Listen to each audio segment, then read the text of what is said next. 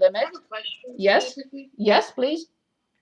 It says assume f of x and g of x. What are you assuming about the two of them? We have to have functions. If we don't have functions, we cannot talk about limits. So are we like assuming that they're the same or anything, or? I have two functions, otherwise I can't determine the limit. The limit is only applied to a function. If I don't have functions, I cannot discuss the limit operator. Like, for example, if I ask you, take the square root, you will say, lady, give me a number. What do you mean, take the square root? So then I'll say, oh, you're right. I have to give you a number. And then you say 2. And if I say, find the limit, you're going to say, wait a minute, of what? And then I have to say, well, a function f of x as x approaches 2. So these operators do not exist if we don't have something attached to them. So without the two functions, the limit laws don't exist. Perfect. Other questions? Somebody else had a question? Perfect. Yes, go ahead. No, I said you answered it. Oh, okay. Good. So as x approaches a, of a sum of these two functions, can anyone give us an idea? What do you think this will be? You would just be adding the two functions together. No. It will be the limit of f of x as x approaches a plus the limit of g of x as x approaches a, which will, maybe my question was not clear. I should have asked, yes, of course, that means that we have to add them, but I didn't give you the function, so you cannot really add them. They're two generic functions. So I wasn't clear. So the limit of a sum of two functions is the sum of the limits of those functions, in this case, L plus M. Of course, I should not even present the second one. I should just, that's how lazy people do it. So if it's a difference, of course, it's the same thing. Sum or difference are treated in the same way, of course. Okay, so number 3. So we have a limit of a constant times a function, x, f or g, doesn't matter. What do you think this will equal to? Common sense. The constant times the limit. Yes, the constant comes outside because it's a factor. By factor, we mean it's multiplied or multiplies the function. Thank you. Awesome. So c times the limit of f of x as x approaches a, in this case, will be, since I chose function f, this will be c times L. Awesome. Number 4, limit. Yes, any questions? Anyone can... I'm just looking at it right now, number 3, what you did there.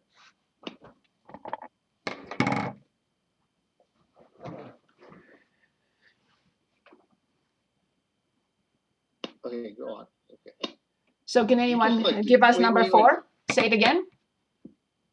Did you just distribute the c across the one function? The distributive law means this. I distribute c to a and I distribute c to b. So this is ca plus cb. Correct. This is the distributive law. Correct. So which means I have to have multiplication and addition or multiplication and subtraction to use the distributive law. Okay. If I only have multiplication, we cannot talk about the distributive law. Is 4 going to be limit f of g of x?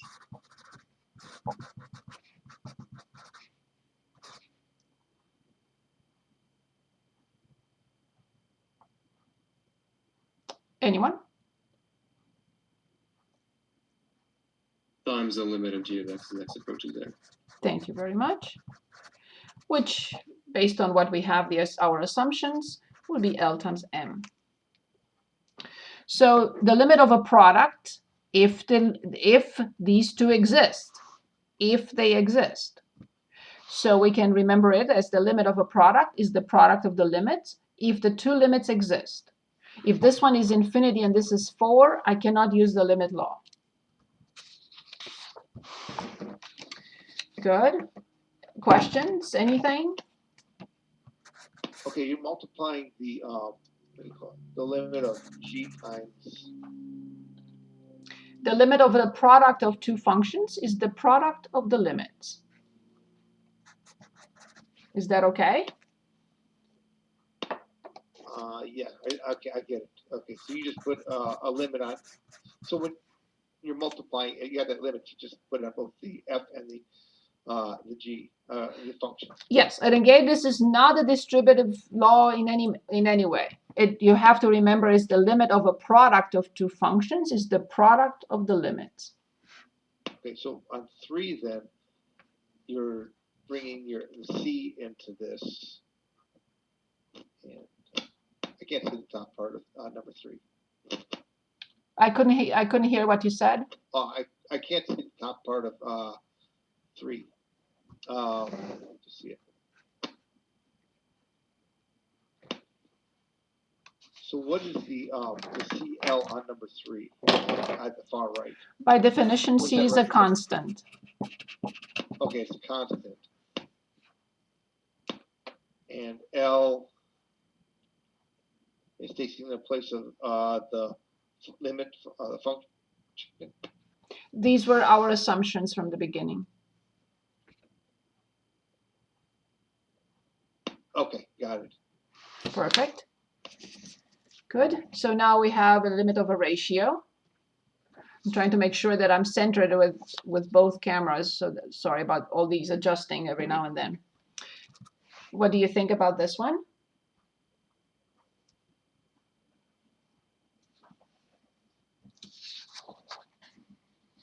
Anyone? The limit of each function Very good. Of course. divided. Yes. The limit of f of x as x approaches a, the limit of g of x as x approaches a, and then based on our assumption, this would be equal to, L divided by n. very good, but there is a catch here, a big if. What do you think the big if is all about? G of x does not equal 0. Yes, this limit does not equal 0. And of course, same thing. These are the same. I don't have to write both. Once I write that this limit is not 0, I indirectly say m is not 0, of course. Okay, since we had that discussion, let's write this also. The limit of a constant when x approaches a, what do you think that will equal to? The constant. Of course. Who cares where x is going? The constant stays the same no matter what. Good. This one I really don't consider it a limit law myself. So the limit as x approaches a, what do you think that is? A. Of course. Okay, 8. Any power, if I put any power here, limit x to power n as x approaches a, what do you think this will be? We already stated this law. Is it a to the power of n? Of course, because it's a polynomial. So we already stated that law or theorem, of course. What if I have any radical instead of n? So what if I have this? Limit the nth root of x as x approaches a. What do you think this will be? Of course, n is positive integer. Of course, not 1. The limit of the m root of a? Yes, so it will equal, not the limit. We apply the limit already, so the limit operator disappears. So, very good point. The limit was applied here. That's why the limit is not written again. It's like saying the square root of 9 is the square root of 3. No. The square root of 9 is 3. Same thing here. The limit of this is this. So then what will be the answer? The nth root of a. Awesome. Good job. Okay. Good. So again, if we have a power on a function, so let's say we have the limit of f of x to power n as x approaches a. Of course, n is also a positive integer here as well. What do you think this will equal to?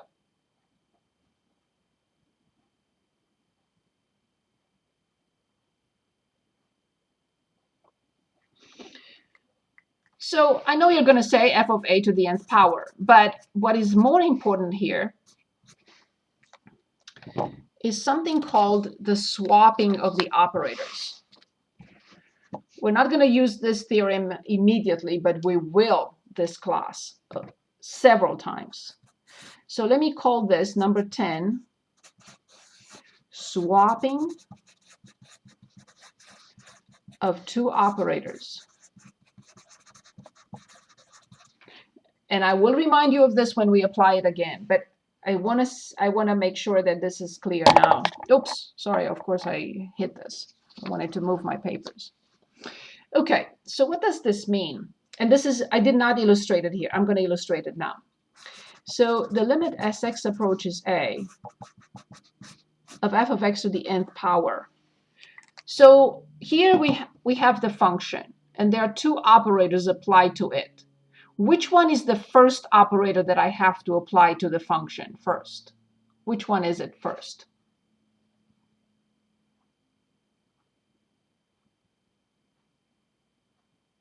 So this is power n, and this is the limit.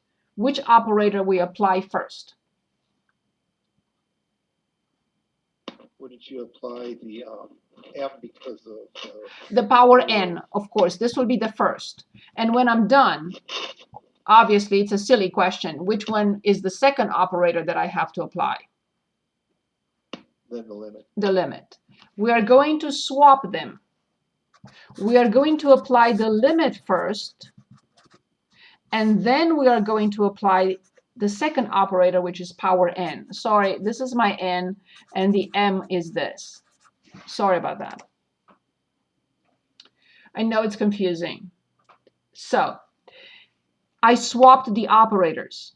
Instead of applying, I'm sorry? Where did you get n from? I don't see it in there. In my handwriting, to give you the heads up, this is my n, and the uppercase and the m looks like this. Because you said okay. m. I thought you said m, so I wanted to clarify that my m has three No, that's exactly. bubbles, and my n has 2. So there is no m in here. I was just giving you the heads up. So we're discussing swapping the operators. Instead of applying power n first, we are applying the limit first and then raise it to power n. And that's how we get the same thing. So this is still L to power n. And the last one, of course, will be with a radical on top of it. And we can stop and move on to the last theorem and then exercises. So if we have the nth root of the limit of f of x as x approaches a, which of these two operators is applied first? From what you see here, which one has to be applied first? I'm going to get the interior one. Of course, absolutely. Thank you. Well done. The limit is the closest to it. The limit has to be applied first, and when I'm done, I get 5, and then I take the nth root of 5. Is that just the opposite of what you just did with No, we're going to do exactly the same thing we just did. So we can swap the operators, and we can say this. The nth root of f of x as x approaches a. Oh, is that what you meant? No, it's the same process, basically, because it's power n or power 1 over n. It's the same thing. Okay. So this, I just wanted to... So in the case of the swapping of operators, and the normal order of operations, you would start out with a power, but in this case, you start out with the limits. Correct. So you are allowed to do these. However, power 1 over n I meant to write, or the nth root of L. What I wanted to say that these two limits, or the swapping of operators, is not always allowed. So I'm going to write it here, and we're going to talk when we get to it in section 2.5. Only under conditions of continuity. So the swapping of operators is not always allowed. only under conditions of continuity. That is allowed. Okay, one more theorem, and then I would like to look at exercises. See what we do with these limit laws. Okay, 11 limit laws. Wonderful. What do we do with them? So I will show you what we do with them. So first, let's talk about the last theorem. It's called the squeeze theorem. First of all, why? Don't I have enough limit laws plus the other two theorems? What is about this? Well, sometimes none of the above will work. And when that happens, depending on the problem, we may have a situation, in case we have a situation like this, then we can use the squeeze theorem. Only when the other ones don't work. Okay, so let's suppose I have a function. I have another function.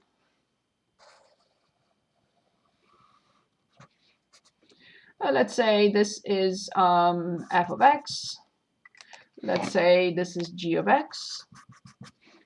And I have a function that is squeezed like this. H of x. And I'm only interested in near A. I don't care what happens here. I don't know what happens. I don't care about what happens here. But I see that it's squeezed right here. In other words, something like this. This is the top function, this is the bottom function, and this is the middle function. But I have to show this. So the first hypothesis of this theorem is to make sure that f of x, h of x, and g of x are in this order. So I'm interested in the limit, so the squeeze theorem is helping us determine this limit. So we're asked to find the limit of h of x as x approaches a. This is the question. We're still talking about limits and how we find limits. Okay? Miss Lee, Professor Lee. Yes. Could I just get you to real quickly show me the top of that paper where you had 10, 11 at real quick? Sure. Okay, hold on. So for the squeeze theorem, we are really asked to find the limit of h of x. And the limit of h of x cannot be determined with any of the previous 11 situations. But we have a way of showing the bottom, or if you want, the lower function. We can find the upper function. And we realize and we can show that near A, near x equals A, the function is squeezed between two functions.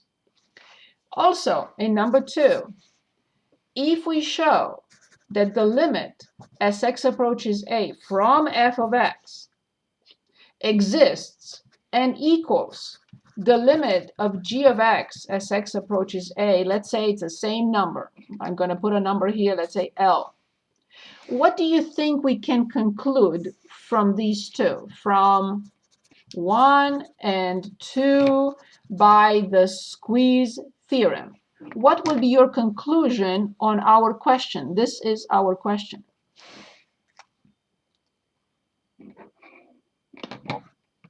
They don't exist. Okay, let's review this. I know that from first hypothesis, the function is squeezed between two other functions. This is f and this is g, and the middle one is, the marker is h of x. I know now that the limit of this and the limit of this, both of them as x approaches a, are L. What would you conclude about the limit of h of x? It's also L. That is also L, of course, from 1 and 2 and by the squeeze theorem. Exactly.